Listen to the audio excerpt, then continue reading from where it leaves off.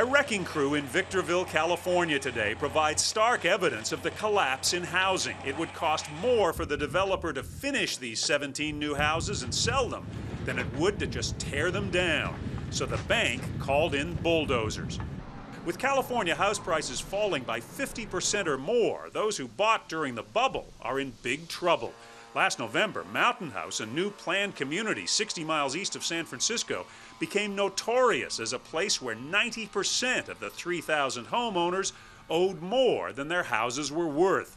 But now, the wave of foreclosures is attracting new buyers. And so we just waited, and sure enough, the bubble burst. Victoria Perry and her husband bought a 5-bedroom, 4-bath house in January. So you paid about $400 or so for this. $405, yeah. For a house that somebody else paid almost $800 for. Yeah, exactly. Across the country, first-time buyers are fueling the beginnings of a turnaround. In the first quarter of this year, they accounted for 65% of existing home sales, a 41% increase over last year. People coming in now are getting bargains. Sure. Yes, they are. They're getting a good deal. First-time buyers like Barbara Kaiser are seen by economists as the potential leading edge of a turnaround in the housing market.